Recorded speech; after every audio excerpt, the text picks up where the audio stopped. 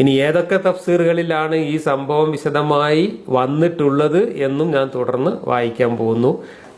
അതിൻ്റെ 1-2 ചെറിയ ഉദാഹരണങ്ങൾ ആദ്യം കാണിക്കാം. ഇവിടെ നോക്കൂ. അസ്ബാബുൽ നുസൂൽ എന്ന് പറയുന്ന സബബുൻ നസൂലുകൾ, അതായത് സന്ദർഭ പശ്ചാത്തലങ്ങൾ മാത്രം വിവരിക്കുന്ന വാഹിദി തഫ്സീറിൽ ഈ സംഭവം വിശദീകരിച്ചതാണ് നിങ്ങൾ ഈ altafsir.com നിന്ന് ഞാൻ ഈ സ്ക്രീൻ ചെയ്തെടുത്ത ഭാഗത്ത് നിങ്ങൾ കാണുന്നത്. ഞാൻ അടിവരയിട്ട ഭാഗങ്ങൾ നിങ്ങളൊന്ന് വായിച്ചു നോക്കുക. ഞാൻ ഇംഗ്ലീഷിൽ അത് വായിക്കുന്നില്ല, നിങ്ങൾക്കത് വിശദമായിട്ട് വായിച്ച് മനസ്സിലാക്കാം. അതിൽ മുഹമ്മദ് രഹസ്യമായി ആഗ്രഹിച്ചതും രഹസ്യമായി അഭിലഷിച്ചതുമായ കാര്യങ്ങൾ തന്നെയാണ് പിശാചിൻ്റെ ആയത്തുകളായിട്ട് വന്നത് എന്ന് വ്യക്തമായിട്ട് പറയുന്നുണ്ട്. അപ്പം മുഹമ്മദിൻ്റെ മനസ്സിൽ ഉണ്ടായ ചാഞ്ചാട്ടമാണ് വെളിപാടുകളായി പുറത്തേക്ക് വന്നത് എന്നും ആ വെളിപാടുകൾ അബദ്ധമായി എന്ന് മുഹമ്മദിന് പിന്നീട് തിരിച്ചറിഞ്ഞപ്പോൾ മുഹമ്മദ് പിശാചിനെ പഴിചാരിക്കൊണ്ട് അതിനെ ന്യായീകരിച്ചുകൊണ്ടും രക്ഷപ്പെടാൻ ശ്രമിച്ചു എന്നും ഇവിടെ വ്യക്തമാണ്. ഈ സംഭവം മാത്രം മതി സാമാന്യ ബുദ്ധി ഉപയോഗിക്കുന്ന ആളുകൾക്ക്, ചിന്താശക്തി മരവിച്ചിട്ടില്ലാത്ത ആളുകൾക്ക് മുഹമ്മദിൻ്റെ വെളിപാടുകൾ, ഖുർആനിലെ വെളിപാടുകൾ എവിടെ നിന്നാണ് പുറപ്പെട്ടു വന്നിരുന്നത് എന്നതിന് വേറൊരു തെളിവും അന്വേഷിച്ചു പോകേണ്ടതില്ല. ഇത് വിശ്വാസ കാര്യത്തിൽ ചെറിയ സംശയമുള്ളവർക്ക് പോലും ഈ കാര്യം ബോധ്യപ്പെടും എന്നതുകൊണ്ടാണ് പല മുഫസ്സിറുകളും ഈ സംഭവത്തെ മറച്ചു വെക്കാൻ ശ്രമിച്ചത് എന്ന് നമ്മുടെ വലിയൊരു മുഫസ്സിർ, മലയാള മുഫസ്സിർ തന്നെ തുറന്ന് പറയുന്നത് ഞാൻ തുടർന്ന് വായിക്കുന്നുണ്ട്. നിങ്ങൾ ഇത് വായിച്ചു നോക്കുക. ഇമാം സുയൂത്തിയുടെ തഫ്സീറാണ് തഫ്സീർ ജലാലൈനി. ജലാലുദ്ദീൻ സുയൂത്തിയും ജലാലുദ്ദീൻ മഹല്ലിയും രണ്ടുപേരും കൂടെ ചേർന്ന് തയ്യാറാക്കിയിട്ടുള്ള തഫ്സീറാണ് ജലാലൈനി. ഏറ്റവും ആധികാരികമെന്ന് മുസ്ലിം ലോകം അംഗീകരിച്ചു വരുന്ന ജലാലൈനി തഫ്സീറിലും ഈ സംഭവം വിശദീകരിച്ചിട്ടുണ്ട്. നോക്കൂ. The prophet had during an assembly of the men of Quraysh, after reciting the following verses from Surah An-Najm, have you considered Lat and Uzza and Manata, the third one, added as a result of Satan casting them onto his tongue without the prophets being aware of it, the following words, those are the high-flying cranes, al-Gharaniqul Ula, and indeed their intercession is to be hoped for. And so they, the men of Quraysh, were thereby delighted. അപ്പോൾ ഈ ആയത്തിറങ്ങിയ സമയത്ത് ഖുറൈശികൾ സന്തോഷത്തോടു കൂടി സുജൂദ് ചെയ്തു എന്നാണ് തഫ്സീറുകളിൽ പറയുന്നത്. Waleed bin മുഗീറയും വേറെ ഒരു വയസ്സായ ഒരാളും ഉണ്ടായിരുന്നു. അവർക്ക് രണ്ടുപേർക്കും കൊടവയറ് കാരണം, വയസ്സ് കാരണം നെറ്റ് കുത്തി സുജൂദ് ചെയ്യാൻ ബുദ്ധിമുട്ടായതുകൊണ്ട് അവർ മണ്ണ് കയ്യിൽ വാരിയിട്ട് നെറ്റ് അതിൽ കുത്തി സുജൂദ് ചെയ്തു എന്നൊക്കെയാണ് തബരിയുടെ തഫ്സീറിലും ഇതുപോലുള്ള തഫ്സീറുകളിലും ഒക്കെ ഇവിടെ അത് തന്നെയാണ് എഴുതി വെച്ചിട്ടുള്ളത്. അപ്പം അങ്ങനെ ഒരു സംഭവം നടന്നു എന്ന് വളരെ വ്യക്തമായിട്ട് ഇവരെല്ലാവരും രേഖപ്പെടുത്തി വെച്ചിട്ടുണ്ട്.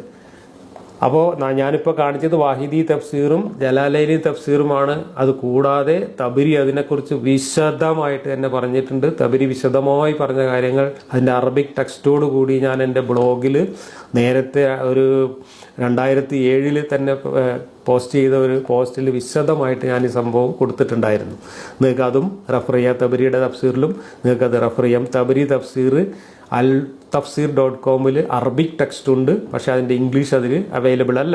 ഇനി നമുക്ക് ഈ സംഭവങ്ങളൊക്കെ ശരിയാണോ തെറ്റാണോ, ഈ തബരിയും ഈ ജലാലൈനിയും ഈ പറയുന്ന വാഹിദിയും അതുപോലെയുള്ള മുഫസ്സിറുകളും ഒക്കെ നുണ എഴുതി വെച്ചതാണോ, അവരെയൊക്കെയാണ് നമ്മൾ ഭ്രാന്താസ്പത്രിയിൽ കൊണ്ടുപോകേണ്ടത് എന്നൊക്കെ ഒന്ന് പരിശോധിക്കുന്നതിന് വേണ്ടിയിട്ട് ഞാൻ സാക്ഷാൽ മൗദൂദിയുടെ തഫ്ഹീമുൽ ഖുർആനിൽ നിന്ന് ഈ സംഭവവുമായി ബന്ധപ്പെട്ട് അദ്ദേഹം എഴുതി വെച്ചിട്ടുള്ള നീണ്ട ഒരു വിശദീകരണമുണ്ട്. ആ നീണ്ട വിശദീകരണത്തിൽ നിന്ന് കുറച്ച് ഭാഗങ്ങൾ ഞാൻ വായിച്ച് കേൾപ്പിക്കാം. നേരത്തെ ഞാൻ വായിച്ച് കേൾപ്പിച്ച 22-ാം അധ്യായത്തിലെ 52-ാം വാക്യത്തിന് വ്യാഖ്യാനക്കുറിപ്പായിട്ട് തഫ്ഹീമുൽ ഖുർആനിൽ മൗദൂദി കൊടുത്തിട്ടുള്ള ഭാഗങ്ങളാണ് ഈ കാണുന്നത്.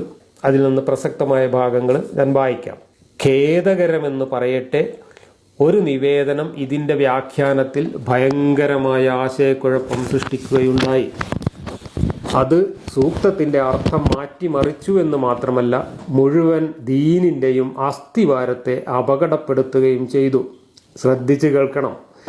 ഖുർആൻ പഠനത്തിൽ നിവേദനങ്ങളുടെ സഹായം സ്വീകരിക്കുന്നതിലുള്ള ശരിയും തെറ്റുമായ രീതികളുടെ വ്യത്യാസം ഖുർആൻ പഠിതാക്കൾക്ക് നന്നായി മനസ്സിലാക്കാൻ കഴിയേണ്ടതിനും നിവേദന പ്രവണതയിലെ അമിതത്വവും അതിഭാവുകത്വവും സൃഷ്ടിച്ച ദുഷ്ഫലങ്ങളും ഖുർആനിനെ ദുർവ്യാഖ്യാനിക്കുന്ന നിവേദനങ്ങളെ നിരൂപണം ചെയ്യാനുള്ള ശരിയായ മാർഗവും അറിഞ്ഞിരിക്കേണ്ടതിനും വേണ്ടി നാം അത് ചുവടെ വിവരിക്കുന്നു. താഴെ പറയും വിധം ഒരു കഥ വിവരിക്കപ്പെട്ടിരിക്കുന്നു. ഖുറൈശി കാഫിറുകളിൽ നിന്ന് ഇസ്ലാമിനോട് രോഷം അകറ്റുന്നതും അവരെ ഇസ്ലാമിനോട് അടുപ്പിക്കുന്നതുമായ ഏതാനും കാര്യങ്ങൾ ഖുർആനിൽ അവതരിച്ചെങ്കിൽ എന്ന് നബി ആഗ്രഹിച്ചു.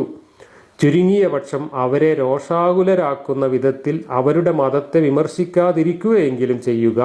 ഈ അഭിലാഷം അവിടത്തെ ഹൃദയത്തിൽ വെച്ചുകൊണ്ട് ഒരിക്കൽ ഖുറൈശികളുടെ വൻ സഭയിൽ ഇരിക്കുമ്പോഴാണ് അവിടത്തേക്ക് സൂറത്തുൻ നജ്മ് അവതരിച്ചു കിട്ടിയത്. അവിടുന്ന് അത് പാരായണം ചെയ്തുകൊണ്ടിരുന്നു. പാരായണം അഫറഅയ്തുമുൽ ലാത്ത വൽ ഉസ്സ വ മനാത്ത സാലിസത്തുൽ ഉഖ്റ എന്നയിടത്ത് എത്തിയപ്പോൾ ആകസ്മികമായി അവിടത്തെ ജിഹ്വ ഈ പദങ്ങൾ ഉരുവിട്ടുപോയി. തിൽക്കൽ ഖുർആനികുൽ ഉലാ വ ഇന്ന ശഫാഅത്തുന്ന ലതുർജാ. അവ ഉന്നത ദേവതകളാകുന്നു, അവയുടെ ശിപാർശകൾ പ്രതീക്ഷിക്കപ്പെടാവുന്നത് തന്നെ. അനന്തരം അവിടുന്ന് സൂറത്തുൻ നജ്മിലെ തുടർന്നുള്ള സൂക്തങ്ങൾ പാരായണം ചെയ്തു. എത്രത്തോളം എന്നാൽ സൂറയുടെ അവസാനത്തിൽ അവിടുന്ന് സുജൂദ് ചെയ്തപ്പോൾ മുശ്രിക്കുകളും മുസ്ലിങ്ങളുമെല്ലാം സുജൂദിൽ വീണു. ഖുറൈശികൾ പറഞ്ഞു, ഇപ്പോൾ നമ്മുടെ മുഹമ്മദും നാമും തമ്മിൽ എന്ത് വ്യത്യാസമാണുള്ളത്? സ്രഷ്ടാവും അന്നദാതാവും അള്ളാഹു തന്നെയാണെന്ന് നാമും പറയുന്നു. നമ്മുടെ ഈ ആരാധ്യർ അവന്റെ മുന്നിൽ നമ്മുടെ ശിപാർശക്കാരായിരിക്കുമെന്ന് മാത്രം. സായാഹ്നത്തിൽ ജിബ്രീൽ ആഗതനായി നബിയോട് ചോദിച്ചു, അങ്ങ് എന്താണ് ചെയ്തു കളഞ്ഞത്? ഈ 2 വചനങ്ങളും ഞാൻ കൊണ്ടുവന്നതല്ല. അതോടെ അദ്ദേഹം അതീവ ദുഃഖിതനായി. സൂറത്ത് ബനി ഇസ്രായേലിലെ 8ാം ഖണ്ഡികയിൽ അള്ളാഹു ഈ സൂക്തങ്ങൾ അവതരിപ്പിക്കുകയും ഈ സംഗതി നബിയെ വല്ലാതെ ദുഃഖാകുലനാക്കി. അപ്പോൾ ആ വാക്യങ്ങളാണ് ഇപ്പോൾ ഞാൻ വായിച്ച 17-ാം അധ്യായത്തിലെ 73 മുതൽ 75 വരെ വാക്യങ്ങളാണ് ഇവിടെ കൊടുത്തിട്ടുള്ളത്. ഈ സംഗതി നബിയെ വല്ലാതെ ദുഃഖാകുലനാക്കി. സൂറ അൽ ഹജ്ജിലെ ഈ സൂക്തം അവതരിക്കുകയും അതിൽ അദ്ദേഹത്തിന് മുമ്പുള്ള പ്രവാചകന്മാർക്കും അങ്ങനെയൊക്കെ സംഭവിച്ചിട്ടുണ്ട് എന്ന് നബിയെ സമാശ്വസിപ്പിക്കുകയും ചെയ്യുന്നതുവരെ നബിയുടെ ആകുലത നിലനിന്നു. എന്നാൽ ഖുർആൻ പാരായണം ശ്രവിച്ച് നബിയോടൊപ്പം ഖുറൈശികളും സാഷ്ടാംഗം പ്രണമിച്ച സംഭവം അബിസീനിയയിലെ മുഹാജിറുകൾക്ക് ലഭിച്ചത് തിരുമേനിയും മക്ക കാഫിറുകളും തമ്മിൽ സന്ധിയുണ്ടായിരിക്കുന്നു എന്ന വർണ്ണത്തിലാണ്. അതിനാൽ ധാരാളം മുഹാജിറുകൾ മക്കയിലേക്ക് മടങ്ങിപ്പോന്നു. ഇവിടെ എത്തിയ ശേഷമാണ് സന്ധി വാർത്ത തെറ്റായിരുന്നുവെന്നും ഇസ്ലാമും കുഫറും തമ്മിലുള്ള ശത്രുത ഇപ്പോഴും നിലനിൽക്കുന്നുവെന്നും അവർക്ക് മനസ്സിലായത്. ഇവിടെയൊക്കെ ഒരുപാട് വൈരുദ്ധ്യങ്ങളുണ്ട്, ഒരുപാട് തമാശകളുണ്ട്. അതെല്ലാം ഞാൻ അവസാനം പറയാം. ഇവിടെ രാവിലെ പിശാച് ആയത്തിറക്കി വൈകുന്നേരം തന്നെ ജിബ്രീൽ വന്നിട്ട് അത് തിരുത്തി എന്നാണ് ഇവിടെ പറയുന്നത്. പക്ഷേ രാവിലെ ആയത്തിറക്കി പിശാച് വൈകുന്നേരം തിരുത്തിയതാണെങ്കിൽ ഈ ഒരു സംഭവം എങ്ങനെയാണ് എത്രയോ കിലോമീറ്ററുകൾ അകലെ കിടക്കുന്ന ദിവസങ്ങളും മാസങ്ങളും യാത്ര ചെയ്ത് എത്തേണ്ട അബുസീനിയയിൽ ആ വാർത്ത എത്തുകയും അവിടുന്ന് ആൾക്കാർ തിരിച്ചു വരികയും ഒക്കെ ചെയ്തത് എങ്ങനെയെന്നുള്ളത് വളരെ ചിന്തിക്കേണ്ട ഒരു കാര്യമാണ്. ഇത്രയും കുറഞ്ഞ സമയമേ ഈ സംഭവത്തിന് ആയുസ് ഉണ്ടായിട്ടുള്ളൂ എങ്കിൽ അത് അബുസീനിയയിൽ എത്തുകയും അബുസീനിയയിൽ നിന്ന് ആളുകൾ തിരിച്ചു വരികയൊക്കെ ചെയ്യേണ്ട സംഭവമൊന്നും പിന്നീട് ഉണ്ടാവാൻ ഒരു സാധ്യതയും ഇല്ല. അപ്പോൾ ഇങ്ങനെയല്ല സംഭവം നടന്നിട്ടുള്ളത്. ജിബ്രീൽ ഇത് തിരുത്താൻ വരുന്നത് അന്ന് വൈകുന്നേരമൊന്നുമല്ല, കുറേ കാലങ്ങൾക്ക് ശേഷമാണ് എന്നാണ് മറ്റു പല വിശദീകരണങ്ങളിൽ നിന്നും മനസ്സിലാവുന്നത്. ഇവിടെ അതിനെ ലഘൂകരിക്കാൻ വേണ്ടിയിട്ടാണ് ഈ ആളുകൾ മുഫസ്സിറുകൾ അന്ന് വൈകുന്നേരം തന്നെ ജിബ്രീൽ വന്ന് ഇങ്ങനെ ഞാനല്ല കൊടുത്തയച്ചതെന്ന് പറഞ്ഞു എന്നൊക്കെ പറയുന്നത്. എന്തായാലും അതവിടെ നിൽക്കട്ടെ. ഇനി തുടർന്ന് മൗദൂദി തന്നെ എഴുതുന്നത് ഞാൻ വായിക്കാം. ഈ കഥ ഇബ്നു ജരീറിൽ നിന്ന് ഉദ്ധരിച്ച് അനേകം ഖുർആൻ വ്യാഖ്യാതാക്കൾ തങ്ങളുടെ തഫ്സീറുകളിലും, ഇബ്നു സഅദ് തൻ്റെ തബക്കാത്തിലും, അൽ വാഹിദി തൻ്റെ അസ്ബാബുൻ നുസൂലിലും, മൂസ ബിൻ ഉഖ്ബ മഗാസിയിലും, ഇബ്നു ഇസ്ഹാഖ് തൻ്റെ സീറയിലും, ഇബ്നു അബി ഹാത്തിം, ഇബ്നു മുൻദി, ബസ്സാർ, ഇബ്നു മന്ദവൈഹി, തബുറാനി മുതലായവർ തങ്ങളുടെ ഹദീസ് സമാഹാരങ്ങളിലും രേഖപ്പെടുത്തിയിട്ടുണ്ട്. അപ്പോൾ ഷബീറെ ആരൊക്കെയാണ് ഭ്രാന്താസ്പത്രിയിലാക്കേണ്ടത് ഞാൻ ഒന്നുകൂടെ വായിച്ചു തരാം. ഞാൻ വായിക്കുന്നത് മൗദൂദി എഴുതി വെച്ചതാണ്. ഈ കഥ ഇബ്നു ജരീറിൽ നിന്ന് ഉദ്ധരിച്ച് അനേകം ഖുർആൻ വ്യാഖ്യാതാക്കൾ തങ്ങളുടെ തഫ്സീറുകളിലും, അപ്പോൾ ഖുർആൻ തഫ്സീറുകളിൽ മുഴുവൻ ഈ കഥയുണ്ട് എന്ന് മൗദൂദിയാണ് പറയുന്നത്, ഞാനല്ല. അപ്പോൾ നമുക്ക് ഈ തഫ്സീറുകൾ എഴുതിയ മുഴുവൻ ആളുകളെയും മൗദൂദിയെയും നമുക്ക് ഭ്രാന്താശുപത്രിയിലാക്കാം. ഇബ്നു സഅദ് തഫ്സീറുകളിൽ മാത്രമല്ല, ഇബ്നു സഅദ് തൻ്റെ തബക്കാത്തിൽ, അൽ വാഹിദി തൻ്റെ അസ്ബാബുൻ നുസൂലിൽ, മൂസ ബിനു ഉഖ്ബ മഗാസിയിൽ, ഇബ്നു ഇസാഖ് തൻ്റെ സീറയിൽ, ഇബ്നു അബി ഹാത്തിം, ഇബ്നു മുൻദിർ, ബസ്സാർ, ഇബ്നു മർദവൈഹി, തബറാനി മുതലായവർ തങ്ങളുടെ ഹദീസ് സമാഹാരങ്ങളിലും രേഖപ്പെടുത്തിയിട്ടുണ്ട്. അപ്പം ഭ്രാന്താശുപത്രി നിറയും ഷബീറെ, ഇവരെല്ലാവരും നമുക്ക് പിടിച്ച് അവിടെ ആക്കാം. മുഹമ്മദ് ബിൻ ഖൈസ്, മുഹമ്മദ് ബിൻ കഅബ് ബിൻ ഖുറലി, ഉർവത്ത് ബിൻ സുബൈർ, അബൂ സാലിഹ്, അബുൽ ആലി, സഈദ് ബിൻ ജുബൈർ, ദഹാക്ക്, അബൂബക്കർ ബിൻ അബ്ദുറഹ്മാൻ ബിൻ ഹാരിസ്, ഖത്താദ, മുജാഹിദ്, സുദ്ദി, ഇബ്നു ഷിഹാബ്, സുഹരി എന്നിവരിലൂടെ ഇബ്നു അബ്ബാസിലാണ് ഈ റിപ്പോർട്ടിൻ്റെ നിവേദന പരമ്പര അവസാനിക്കുന്നത്. അപ്പോൾ ഈ ഹദീസുകളുടെ നിദാന ശാസ്ത്രം അനുസരിച്ച് സനദില്ലാതെ ഏതെങ്കിലും പ്രാന്തം വിളിച്ചു പറഞ്ഞതല്ല, അതിൻ്റെ സനദാണ് ഇപ്പോൾ ഇദ്ദേഹം ഈ വിശദീകരിച്ച് പറഞ്ഞത്. കണ്ണി മുറിയാതെ ഇബ്നു അബ്ബാസിലെത്തിയ ആ നിവേദക പരമ്പരയാണ് ഇവിടെ വായിച്ചത്. അത്രയും സഹീഹായ ഹദീസുകളിലും ഈ കഥയല്ല ഈ സംഭവം വിവരിച്ചിട്ടുണ്ട് എന്ന് മൗദൂദിയാണ് സാക്ഷ്യപ്പെടുത്തുന്നത്, ജബ്ബാർ മാഷല്ല. ഇബ്നു അബ്ബാസ് ഒഴിച്ച് മറ്റൊരു സഹാബിയും ഇതിലില്ല. ഏത് അങ്ങേയറ്റത്ത് ഇബ്നു അബ്ബാസ് മാത്രമേ ഉള്ളൂ എന്നും പറഞ്ഞിട്ട് ഇനി ഇവിടെ നിന്നങ്ങോട്ട് മൗദൂദി ഇതിനെ ന്യായീകരിക്കാനുള്ള ശ്രമമാണ്. ഇങ്ങനെ സംഭവം നടന്നിട്ടില്ല എന്ന് പറയാനുള്ള ശ്രമമാണ്, വളരെ ദുർബലമായൊരു ശ്രമമാണ് മൗദൂദി ഇവിടെ നടത്തുന്നത്. അതിന് കാരണവും മൗദൂദി വിശദീകരിച്ച് പറയുന്നുണ്ട്. വലിയ വ്യത്യാസങ്ങൾ തന്നെ രണ്ടെണ്ണമുണ്ട്. അവയിൽ ഒന്ന് ഇതാണ്: വിഗ്രഹങ്ങളെ നബി കൂട്ടിച്ചേർത്ത വചനങ്ങൾ എല്ലാ നിവേദനങ്ങളിൽ അല്പസ്വല്പം വ്യത്യാസമായിട്ടാണ് കാണുന്നത്.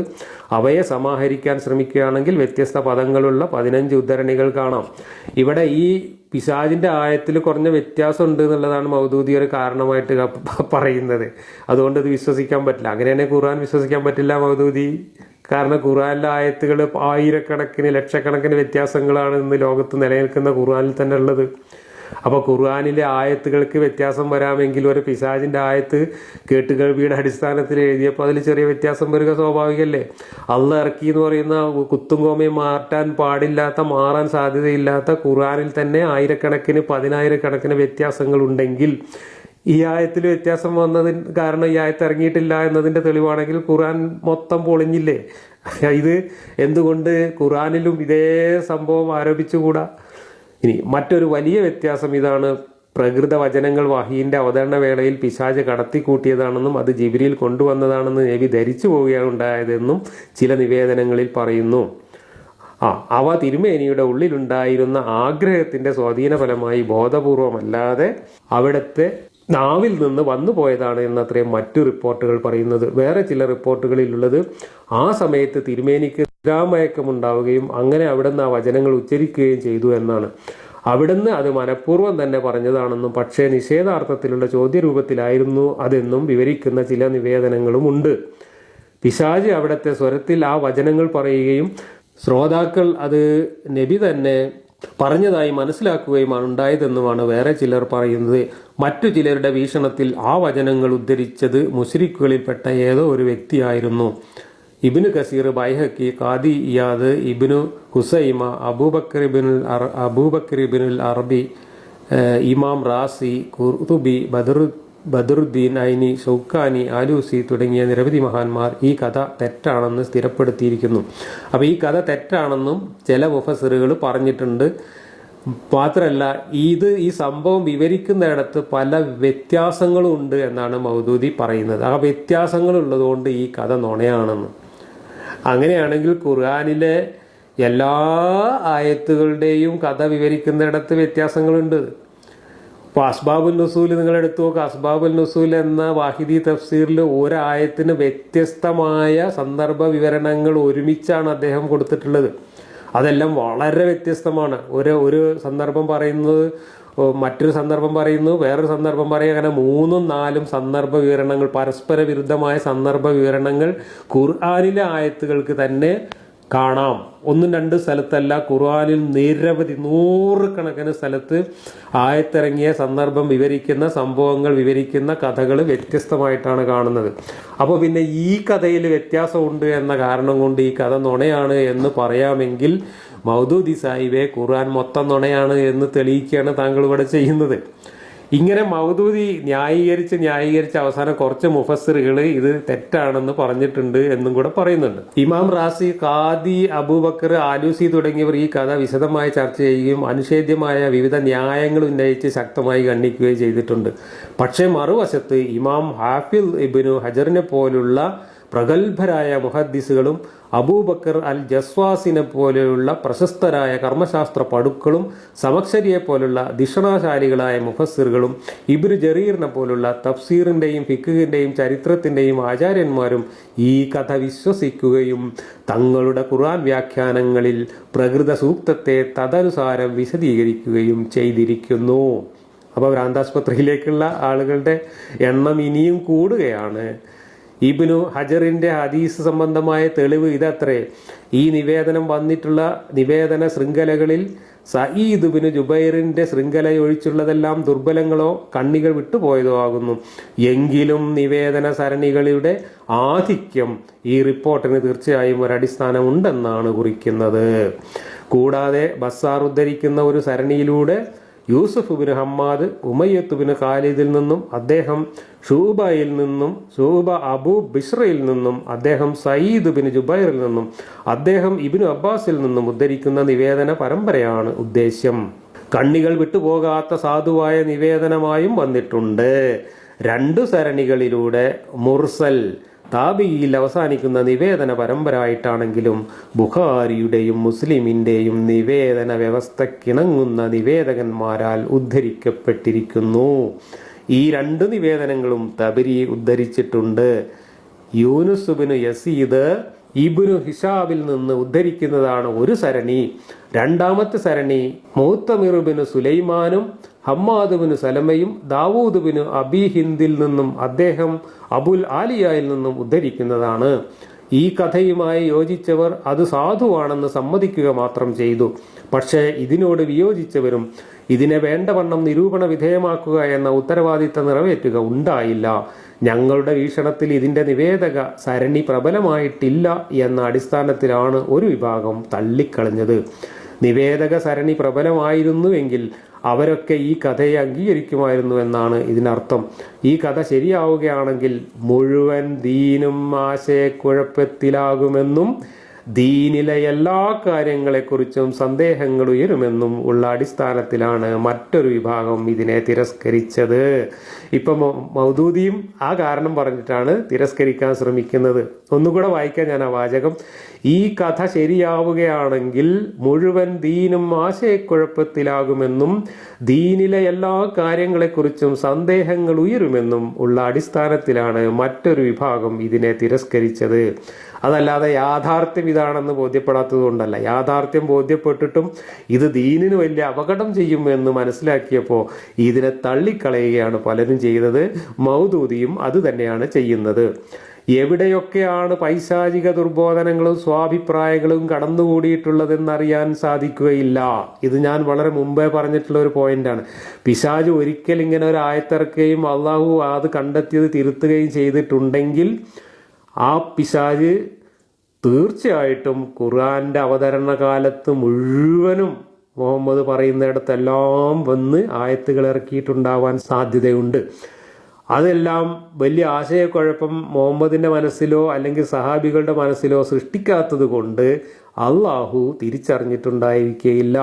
അങ്ങനെയാണെങ്കിൽ ഖുർആനിൽ ഇന്നുള്ള ആയത്തുകളിൽ 90% പിശാചിൻ്റെതാവാനുള്ള സാധ്യതയുണ്ട്. ഇത് ഞാൻ മുമ്പ് വിശ്വാസികളോട് പറഞ്ഞിട്ടുള്ള ഒരു കാര്യമാണ്. മാത്രമല്ല, ഇതാ വിശ്വാസികൾ അംഗീകരിക്കുകയാണെങ്കിൽ വിശ്വാസികൾക്ക് ഇന്നൊരു സൗകര്യം കൂടിയുണ്ട്. അതും ഞാൻ മുമ്പ് പറഞ്ഞിട്ടുണ്ട്. എന്താ സൗകര്യം എന്ന് വെച്ചാൽ, ഇന്ന് മനുഷ്യനോട് പറയാൻ പറ്റാത്ത ഖുർആൻ വാക്യങ്ങളെല്ലാം നമുക്ക് പിശാചിൻ്റെ തലയിൽ വെച്ച് കെട്ടിക്കൊണ്ട് ഒഴിവാക്കി പുതിയൊരു ഖുർആൻ ഉണ്ടാക്കാൻ പറ്റും. അപ്പം മതം പരിഷ്കരിക്കാൻ ഈ ഖുറാനിസ്റ്റുകളോടൊക്കെയാണ് ഞാൻ പറയുന്നത്, ആധുനിക ഖുറാൻ വ്യാഖ്യാതാക്കളോടാണ് ഞാൻ പറയുന്നത്, മതം പരിഷ്കരിക്കാൻ ഏറ്റവും എളുപ്പമാർഗമാണ് പിശാച് ഖുർആനിൽ ഒരുപാട് ആയത്തിറക്കിയിട്ടുണ്ട് എന്ന ഈ ഖുർആന്റെ തന്നെ സാക്ഷ്യപത്രം ഉയർത്തിപ്പിടിച്ചുകൊണ്ട് ഇനിയും പിശാചിൻ്റെ ആയത്തുകൾ ഖുർആനിലുണ്ട് എന്ന് പറഞ്ഞുകൊണ്ട് നമുക്കിന്ന് ശരിയല്ല എന്ന് തോന്നുന്ന ഖുർആൻ വാക്യങ്ങളെ എല്ലാം അർത്ഥം മാറ്റി വളച്ചൊടിച്ച് വ്യാഖ്യാനിക്കുന്നതിന് പകരം അതെല്ലാം പിശാചിൻ്റെ വചനമാണ് എന്ന് പറഞ്ഞ് നമുക്കങ്ങ് തള്ളിക്കളയാവുന്നതാണ് എന്നാണ് എനിക്ക് അതേക്കുറിച്ച് പറയാനുള്ളത്.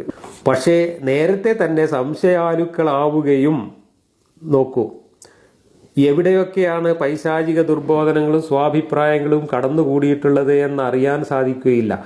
ഈ ന്യായം സത്യവിശ്വാസത്തിൽ അടിയുറച്ചു നിൽക്കുന്നവരെ തൃപ്തിപ്പെടുത്താൻ പര്യാപ്തമാണ്. പക്ഷേ നേരത്തെ തന്നെ സംശയാലുക്കളാവുകയും കാര്യങ്ങൾ സൂക്ഷ്മമായി അപഗ്രഥിച്ച ശേഷം വിശ്വസിക്കണമോ വേണ്ടയോ എന്ന് തീരുമാനിക്കാനിരിക്കുകയും ചെയ്യുന്നവരെ സംബന്ധിച്ചിടത്തോളം ദീനിൽ ആശയക്കുഴപ്പമുണ്ടാക്കുന്ന സംഗതികളെല്ലാം തള്ളിക്കളയണമെന്ന വികാരമൊന്നും അവരിലുണ്ടാവുകയില്ല. കേട്ടില്ലേ കോമഡി? ഇല്ലെങ്കിൽ ഒന്നും കൂടെ കേട്ടോളൂ.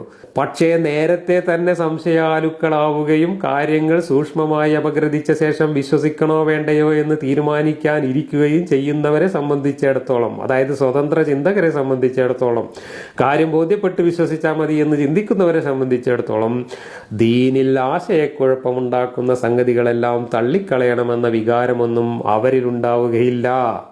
അവർ പറയുക എങ്ങനെയായിരിക്കും? കുറഞ്ഞത് ഒരു പ്രമുഖ സഹാബിയിലൂടെയും ധാരാളം താബികളിലൂടെയും നിരവധി പ്രഗത്ഭ ഹദീസ് നിവേദകന്മാരിലൂടെയും സ്ഥിരപ്പെട്ട ഒരു സംഭവത്തെ അത് ദീനിൽ ആശയക്കുഴപ്പം ഉണ്ടാക്കാൻ ഇടയാക്കുമെന്ന അടിസ്ഥാനത്തിൽ മാത്രം എങ്ങനെ തള്ളിക്കളയാം? മറിച്ച് താങ്കളുടെ ദീൻ സംശയാസ്പദമാണെന്ന് എന്തുകൊണ്ട് കരുതിക്കൂടാ?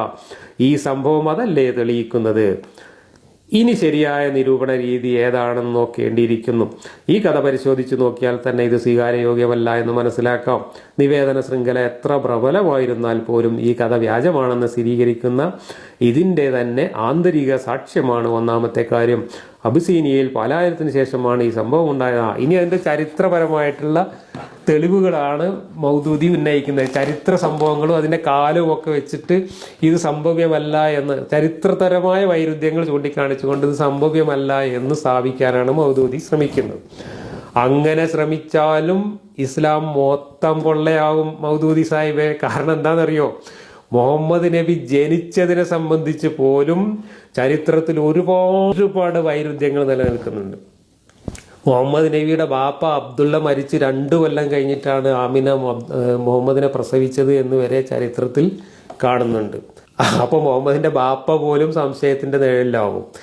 ഇങ്ങനെ ഇസ്ലാമിന്റെ ചരിത്രത്തിലുള്ള വൈരുദ്ധ്യങ്ങളൊക്കെ തെരഞ്ഞു പിടിച്ചിട്ട് ഈ സംഭവത്തെ നിഷേധിക്കാൻ വേണ്ടി ആ വൈരുദ്ധ്യങ്ങൾ എടുത്ത് കൊണ്ടുവരാണെങ്കിൽ ഇതേ ന്യായം ഉന്നയിച്ചുകൊണ്ട് ഖുർആൻ അപ്പടി പൊള്ളയാണെന്ന്, ഇസ്ലാം ദീൻ അപ്പടി പൊള്ളയാണെന്ന് വേറെ തെളിയിക്കാൻ പറ്റും.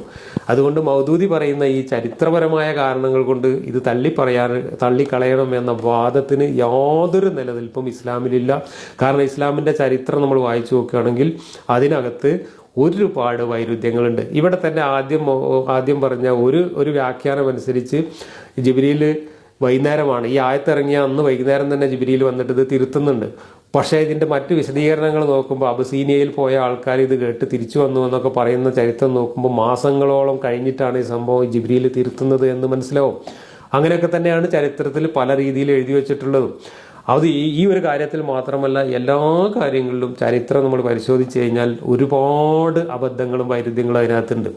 അപ്പോൾ ഈ ചരിത്രപരമായ അബദ്ധങ്ങൾ ചൂണ്ടിക്കാണിച്ചുകൊണ്ട് മൗദൂദി ഇതിനെ നിഷേധിക്കാനുള്ള ഒരു ശ്രമമാണ് ഇവിടെ നടത്തുന്നത്. അത് യാതൊരു അടിസ്ഥാനവുമില്ലാത്ത ശ്രമമാണ്. അപ്പോൾ മൗദൂദി പറയുന്ന വാദങ്ങൾ അനുസരിച്ച് തന്നെ ഈ സംഭവങ്ങളെല്ലാം നടന്നിട്ടുണ്ട് എന്നും ഇതിന് കൃത്യമായ രേഖകളും തെളിവുകളും ഉണ്ട് എന്നും അതുകൊണ്ട് തന്നെ സാമാന്യമായ ബുദ്ധി ഉപയോഗിച്ച് ചിന്തിക്കുന്ന ആളുകൾക്ക് മുഹമ്മദിൻ്റെ വെളിപാടുകൾ വരുന്നത് മുഹമ്മദിൻ്റെ മനസ്സിൽ നിന്ന് മാത്രമായിരുന്നു എന്നും ആ മനസ്സ് ചാഞ്ചാടുന്നതിനനുസരിച്ച് വെളിപാടുകളും ചാഞ്ചാടിയിരുന്നു എന്നും അങ്ങനെ ചാഞ്ചാടിയപ്പോൾ ഉണ്ടായ ആശയക്കുഴപ്പത്തിൻ്റെ ഫലമായിട്ട് പല വെളിപാടുകളും പിന്നെ മുഹമ്മദ് വെട്ടിത്തിരുത്തിയിട്ടുണ്ട് എന്നും കാണാം. ഈ വെട്ടിത്തിരുത്തലിനെയൊക്കെ നസ്ഖ് എന്ന് പറഞ്ഞുകൊണ്ട് മുഫസ്സിറുകൾ ന്യായീകരിക്കുകയാണ് ചെയ്യുന്നത്. അവിടെ അവർ ഒരു കാര്യം ആലോചിക്കുന്നില്ല. പ്രപഞ്ച സൃഷ്ടാവും സർവജ്ഞാനിയുമായ ഒരു ദൈവം പ്രപഞ്ചം ഉണ്ടാക്കുന്നതിന് മുമ്പ് കാലേ കൂട്ടി തയ്യാറാക്കി വെച്ച ലൗഹുൽ മഹ്ഫൂദ് എന്ന് പറയുന്ന ഒരു വലിയ ഗ്രന്ഥത്തിൽ നിന്ന് ഇറക്കി ജിബ്രീൽ താങ്ങിക്കൊണ്ട് വന്നതാണ് എന്നൊക്കെയാണല്ലോ തള്ള്. അങ്ങനെയുള്ള ഒരു കിതാബിൽ എഴുതി വെച്ച ഒരു സാധനം രാവിലെ ഒന്നും അറിയാം, വൈകുന്നേരം അത് വെട്ടിത്തിരുത്തുക, അങ്ങനെയൊക്കെ ചെയ്യേണ്ട ആവശ്യം വരും എന്നെങ്ങനെയാണ് സാമാന്യ യുക്തിയുള്ളവർക്ക് വിശ്വസിക്കാൻ പറ്റുക?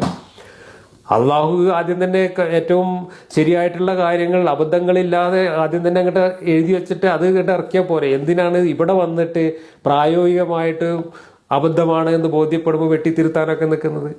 അപ്പം മുഹമ്മദിന്റെ മനസ്സിലാണ് ഈ സംഭവങ്ങൾ നടക്കുന്നത്. മുഹമ്മദ് ഒരു കാര്യം വിളിച്ചു പറയുന്നു, പിന്നെ കുറച്ച് കഴിയുമ്പോൾ മുഹമ്മദിന് അത് പ്രായോഗികമായിട്ട് ശരിയല്ല, അല്ലെങ്കിൽ അബദ്ധമാണെന്ന് ബോധ്യപ്പെടുന്നു, അപ്പോൾ അത് മുഹമ്മദ് വെട്ടിത്തിരുത്തുന്നു. അതല്ലാതെ പ്രപഞ്ച സൃഷ്ടാവ് നേരത്തെ തയ്യാറാക്കി വെച്ച പുസ്തകത്തിൽ എങ്ങനെയാണ് ഈ 2 ദിവസം കൊണ്ട് 3 ദിവസം കൊണ്ട് വെട്ടിത്തിരുത്തു വരുന്നത്? പ്രപഞ്ച സൃഷ്ടാവ് ഒരു കിതാബ് ജിബ്രീലിന്റെ കയ്യിൽ കൊടുത്തയച്ചിട്ട് ജിബ്രീൽ അത് കൊണ്ടുവന്ന് ഇറക്കുമ്പോൾ ഈ പിശാജ് വന്നിട്ട് അതിൽ ഇടങ്കോലിട്ടിട്ട് വേറെ ആയത്തിറക്കുകയും എന്നിട്ട് പിന്നെ ആ ആയത്തിനെ പിശാജ് ഇറക്കിയതാണ് എന്ന് പറഞ്ഞുകൊണ്ട് ന്യായീകരിക്കാൻ വേറെ ആയത്തിറക്കുകയും ചെയ്യുന്നു. അപ്പോൾ ലൗഹുൽ മഹ്ഫൂദിൽ ആ ആയത്തുണ്ടാവണ്ടേ? അപ്പോൾ ലൗഹുൽ മഹ്ഫൂദ് എഴുതിയ അള്ളാഹ്ക്ക് നേരത്തെ അറിയില്ല ഈ പിശാജ് ഇതിനകത്ത് ഇടയ്ക്ക് ഇടങ്കോലിടാൻ വരുന്നു, അങ്ങനെ പിശാജ് ഇടങ്കോലിടാൻ വരുന്നു എന്ന് അറിഞ്ഞുകൊണ്ട് അതിന് മറുന്യായം പറയാൻ അള്ളാഹു വേറെ ആയത്ത് അവിടെ റെഡിയാക്കി വെച്ചിട്ടുണ്ട് എന്നാണ് പറയുന്നത്. ഇങ്ങനെ എന്തെല്ലാം മണ്ടത്തരങ്ങൾ, എന്തെല്ലാം വൈരുദ്ധ്യങ്ങൾ! ഇതൊക്കെ സാമാന്യ യുക്തിക്ക് നിരക്കുന്ന കാര്യങ്ങളാണോ? നിങ്ങൾ നിങ്ങളുടെ ബുദ്ധിയും യുക്തിയും ഉപയോഗിച്ചിട്ടൊന്ന് ആലോചിച്ച് നോക്കുക. ഇവിടെ പിശാചിന്റെ ആയത്തിറങ്ങിയ കാര്യം, ഈ സംഭവം മുഫസ്സിറുകൾക്ക് വിശദീകരിക്കേണ്ടി വന്നത് ഖുർആനിലെ ഈ മറ്റു പല സ്ഥലത്തും ഇതിനെ ഇതുപോലെ ന്യായീകരിച്ച് വേറെ ആയത്തിറങ്ങിയതുകൊണ്ടാണ്. ഈ സംഭവം മാത്രമേ നടന്നിട്ടുള്ളായിരുന്നുവെങ്കിൽ, ഈ ആയത്ത് മാത്രമേ ഉണ്ടായിരുന്നുള്ളൂ എങ്കിൽ ആരും മൗദൂദി പറഞ്ഞ ഈ ന്യായങ്ങൾ കൊണ്ട് തന്നെ ഇത് ദീനിന്റെ വിശ്വാസ്യതയെ തകർക്കുന്ന ഒരു സംഭവമാണ് എന്ന ഒറ്റ കാരണങ്ങൾ കൊണ്ട് തന്നെ മുഫസ്സിറുകൾ ഇത് ഒഴിവാക്കുമായിരുന്നു. പക്ഷെ മറ്റേ 2 ആയത്തിന് എന്ത് വിശദീകരണം നൽകും? അള്ളാഹുവിന് ഇങ്ങനെ ആയത്തിറക്കുന്ന പതിവ് അല്ല, പിശാചിന് ഇങ്ങനെ ആയത്തിറക്കുന്ന പതിവ് പണ്ടേ ഉണ്ട്, അതുകൊണ്ട് ബേജാറാവണ്ട എന്നുള്ള ആയത്തും, പിന്നെ താങ്കൾ അവരിലേക്ക് ചാഞ്ചാടിയിരുന്നു, താങ്കളുടെ മനസ്സ് അങ്ങോട്ട് ചാഞ്ഞു പോയിരുന്നു, താങ്കളെ അവർ പേപ്പിക്കാൻ നോക്കിയിരുന്നു എന്ന് പറയുന്ന ആയത്തും ഒക്കെ എങ്ങനെ വിശദീകരിക്കും? ഈ സംഭവമായിട്ട് ബന്ധപ്പെട്ടല്ലേ ഈ 2 ആയത്ത് ഇറങ്ങിയിരിക്കുന്നത്. അപ്പോൾ ഈ സംഭവം പറയാതെ ഈ 2 ആയത്തുകൾക്ക് എങ്ങനെ തഫ്സീർ എഴുതും? അവിടെയാണ് മുഫസ്സിറുകൾ ഇത് പറയാൻ നിർബന്ധിതരായത്. മൗദൂദി എന്തുകൊണ്ട് അത് മനസ്സിലാക്കുന്നില്ല? മൗദൂദി ഈ കാര്യം കൂടെ മറച്ചു വെച്ചുകൊണ്ട് നമ്മളെ പറ്റിക്കാൻ നോക്കുകയാണ്. ചരിത്രത്തിൽ നിന്ന് തെളിവെടുത്തിട്ട് ചരിത്രത്തിലെ വൈരുദ്ധ്യങ്ങളൊക്കെ ചൂണ്ടിക്കാണിച്ചിട്ട് ഈ സംഭവം നുണയാണ് എന്ന് പറയണം. അപ്പോൾ ചുരുക്കി പറഞ്ഞാൽ ആരെയൊക്കെയാണ് നമ്മൾ ഭ്രാന്താശുപത്രിയിലാക്കേണ്ടത് എന്നതിൻ്റെ ഒരു ലിസ്റ്റ് തയ്യാറാക്കിക്കോ. നമുക്കതിന് വലിയൊരു ഭ്രാന്താശുപത്രി തയ്യാറാക്കേണ്ടി വരും. അള്ളാനെ ആദ്യം പിടിച്ച് ഭ്രാന്താശുപത്രിയിലാക്കേണ്ടി വരും, പ്രവാചകനെ ആദ്യം പിടിച്ച് ഭ്രാന്താശുപത്രിയിലാക്കേണ്ടി വരും, മുഫസ്സിറുകളെ മുഴുവൻ പിടിച്ച് ഭ്രാന്താശുപത്രിയിലാക്കേണ്ടി വരും, ഹദീസുകൾ തയ്യാറാക്കിയവരെ മുഴുവൻ പിടിച്ച് ഭ്രാന്താശുപത്രിയിലാക്കേണ്ടി വരും. അല്ലാതെ ഇതൊന്നും ജബ്ബാർ മാഷ് പറഞ്ഞ നുണയല്ല. ജബ്ബാർ മാഷ് ഭ്രാന്താശുപത്രിയിൽ കൊണ്ടാക്കിയത് കൊണ്ട് ഈ പ്രശ്നം പരിഹരിക്കാൻ പോകുന്നില്ല, ഈ ദീനൊട്ട് രക്ഷപ്പെടാനും പോകുന്നില്ല.